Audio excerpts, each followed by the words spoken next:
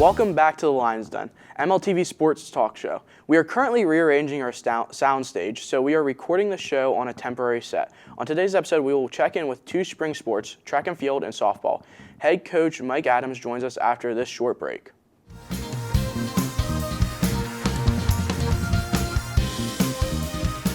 We are joined now by one of our most frequent guests, AAHS head track coach Mike Adams. Coach Adams, welcome back to the Den. Great to be here. Yeah. So we're a bit into the track season now. So can you just tell me so far what you see that you've liked and what you have not liked? Well, I like to keep it positive, so we're going to talk about the positives. I think we're doing a good job as far as our kids are starting to realize what it takes to be good and the potential they have. And we've put some nice performances on the track and field so far.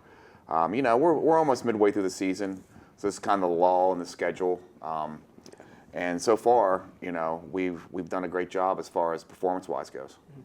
And how important is it to you to start the year off strong? It's pretty important. I mean, we like to be prepared for that first meet, no matter what the weather is. And then that's the real challenge of outdoor track and field is, navigating the circumstances around the environment. And, a lot of times, it's cold in the beginning of the year. And our igloo meet was freezing the other day. And, even despite that, we had great performances. So I was real happy with that. Speaking about the igloo, that happened a bit ago. How important is that meet? It's not vitally important. It's a nice kickoff meet for us to start the year. That's usually where, we say, okay, this is it. This is the beginning of the year, and now we're going to go from here. We like to put some, marks down on the track and the field and then see where we go from there. Now, is there a difference between how you run a practice before track meets start compared to mid-season? No. I mean, we still, we hone a lot on technique throughout the whole year. There's obviously a little more emphasis on conditioning early in the year, but we still condition throughout the year, so it's not that much difference. All right. Now, what does a track meet look like for you as a coach? What does it look like? Yeah. Organized chaos. The kids have to know where they need to be at all times, the order of events. A lot of kids do 4 events, so they're running from the jumps to the throws to the hurdles to whatever. So the organization and our coaching staff does an amazing job with that. Real happy with our coaching staff. They're top notch, and I couldn't do this without them. And how difficult is it to run the meet and coach at the same time? It gets real difficult. Running the meets, timing the meets, all the electronic equipment, the live results, and then obviously trying to run the track team at the same time. It can get a little cumbersome, but it's only the home meets we have to do that for. And then our large meets, we bring in a timer for that, so it's not as bad. Right. And what's the difference between a large meet and just a small home meet? Well, so small home meets are dual meets or tri meets, and we have 1 or 2 teams. The meet lasts a couple hours. Our large invitationals, like the Igloo, for example, we had 39 teams here, well over 1,000 athletes. That takes a lot of organization, a lot of pre-planning before the meet starts. And like I said, having a great staff that's experienced, they do an amazing job. Yeah. And as we know, sometimes track meets last a long time. Is that something you have to consider going into it, or? No, I think our kids, kids that are used to track and field understand that they're long days, especially the invitationals. They're all day, so they have to hydrate, eat, and they have to prepare themselves, accordingly. So what goes through your head during a meet? Are you trying to take mental notes while each event is happening, or? It's not a lot that goes on in my head. I'm going to be honest with you. But honestly, though, it goes. Like we get to the point now where our kids know what they expect. I'm just kind of jumping around, looking at performances, see how we're doing. And our team this year is very focused for the most part, so I don't have to really get on kids to be where they're supposed to be. So it kind of runs itself once it starts. Now, do you believe you're a more hard coach or a more laid-back coach?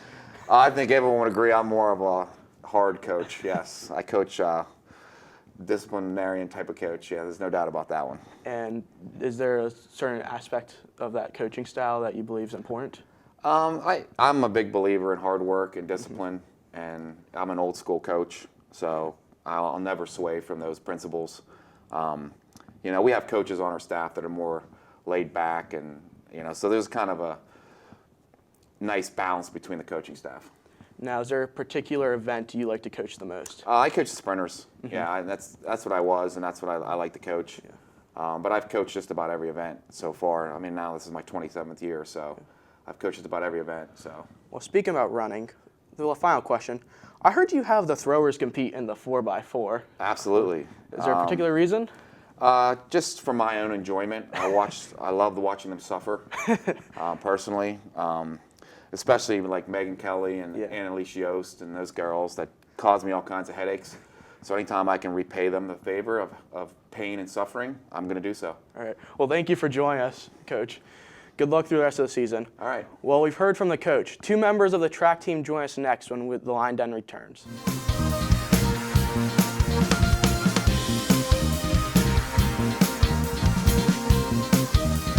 It's time for the player's perspective. Track and field team members Annalyse Yost and Mekhi Jackson are here to share their thoughts on the season so far.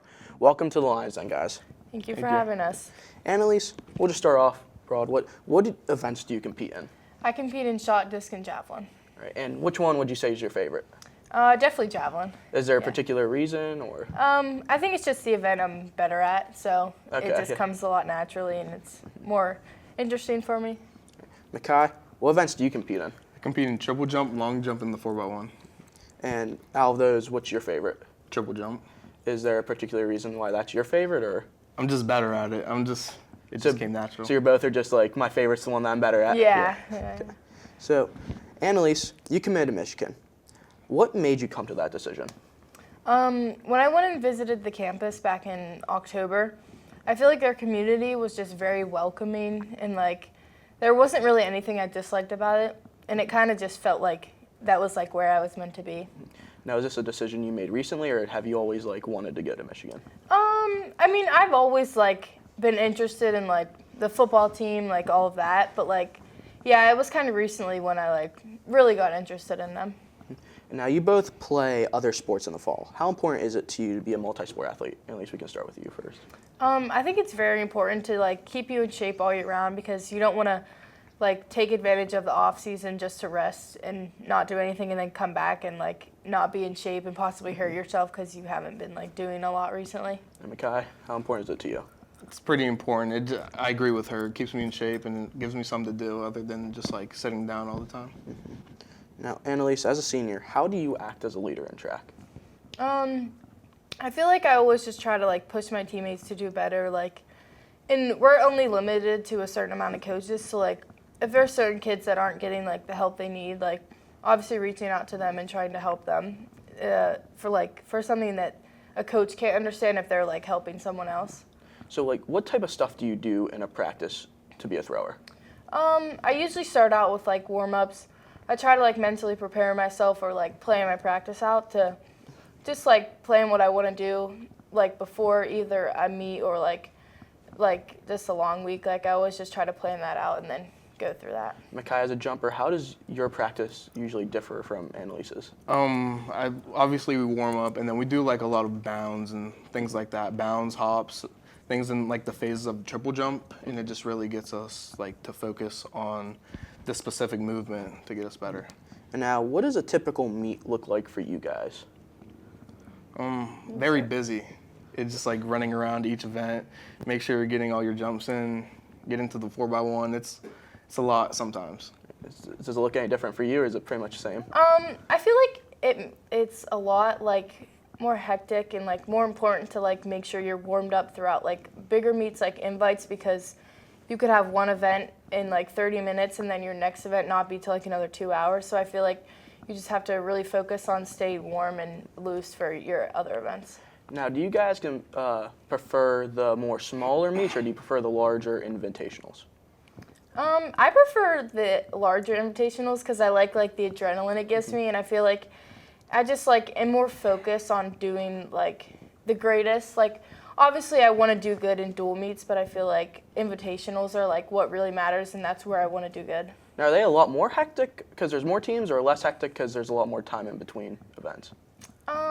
I feel like it kind of matters, or like it kind of matters in like certain situations. Like it's definitely more hectic because like you're going up against more competition and all that, and like rather than dual meets, you're just going up against another couple people. So I mean, I wouldn't say it's too bad.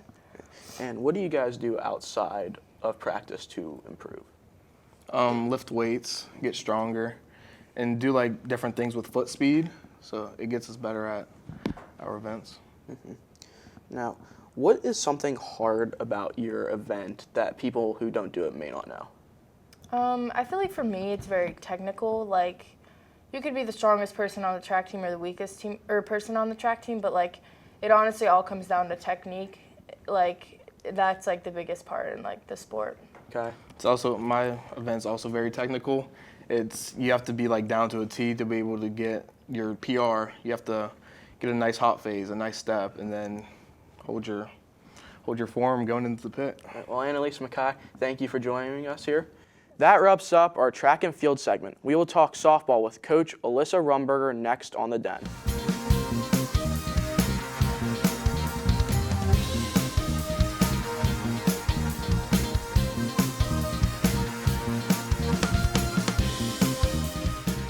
Don't miss a minute of great MLTV programming like the Lions Den and live sports. Be sure to like this video and click the subscribe button below. Help us grow viewership by sharing our links and events to social media. Thanks for being an MLTV viewer.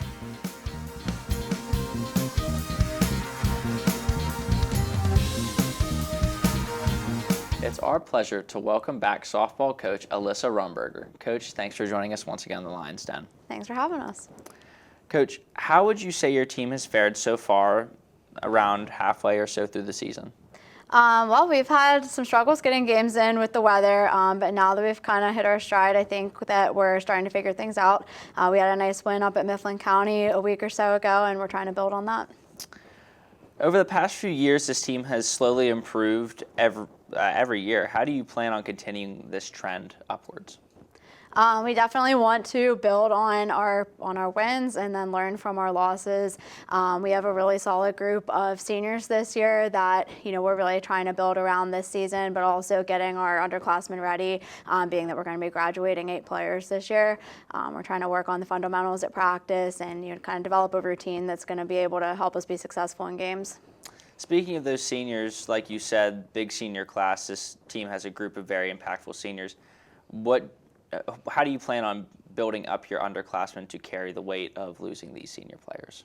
We're really, I think, emphasizing with our seniors to lead by example, but also trying to get lots of opportunities for our underclassmen, whether that be on varsity or at the JV level, so that they're ready to step in and fill some big shoes next year. Like I said prior, around halfway through the season, what does a normal practice look like for you right now? At this point in the season, now that we've started playing games, we're trying to incorporate as many live situations, game scenarios into practice.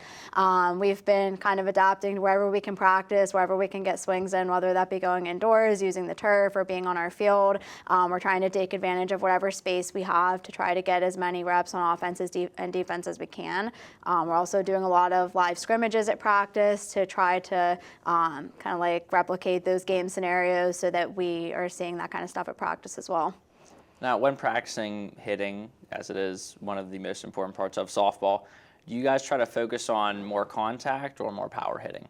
It's definitely a combination of the two, but right now I think our emphasis in games is putting the ball in play. We've really been trying to tell our team during games, if we put the ball in play, we give ourselves a chance to be successful and also give the other team a chance to make errors. So right now I think the emphasis is putting the ball in play, and then the power will come with it. Now, this team has had lots of close losses as well as close wins. What do you try to learn from in these close games? Definitely in closer games, it's easier to kind of pick on little things that maybe we could improve on or focus on specific situations that didn't go our way. But also our goal is always to just be competitive in every game. So we're able to kind of, I think, learn from the success that we have there as well. Are there any games left that you want to win more than others? Are there any games that you have circled that you just really want to win or do your best on as a team? Well, obviously we want to do our best in every game, but the big games I think that we definitely have circled on our calendar right now will be Hollidaysburg coming up on May 8th. That's also going to be a sideline cancer game, so there's going to be a little bit more going on that day to hopefully bring a lot of energy that game. We also have our senior day coming up in April, on April 22nd against Mifflin County, who we had a big win against earlier this year, and would like to hopefully make that a special day for our seniors too. Now, Coach, what would you say your goal is for the rest of this season? I think for the rest of the season, we want to improve game by game. There's definitely some games coming up that, we would describe as very winnable games, and I think we need to definitely perform our best in those games and also, play up to the level of some of the best teams that we're going to play coming up as well. Now, with the seniors leaving in just a few months, what advice would you give them, not just as, say, athletes, but also as just individual people too? There's a lot that you can take from sports, a lot of life lessons that you can take from sports, whether you're going to continue your athletic career at the college level or not. Just learning, how to be good people, how to manage your time well and take responsibility, and even how to be leaders, whether that's, by example or otherwise. So I think those are lessons that they can carry with them in life, whether they're going to continue playing in college or not. Now, Coach, last question. What has been the moment that has made you most proud as a coach this season from this team? That's a tough question. I think our proudest moment so far would probably be our game at Mifflin County, because that's what I would describe as a full team win. It was really fun to get to see almost every single player on our team contribute in some way, and I think they really grew from just like the energy at that game as well, proving to themselves, that they can have those big successes, and that's going to help us through some of the tougher games too. Well, thank you so much, Coach. Softball players Charli Schneider and Skyler Reed join us after the break.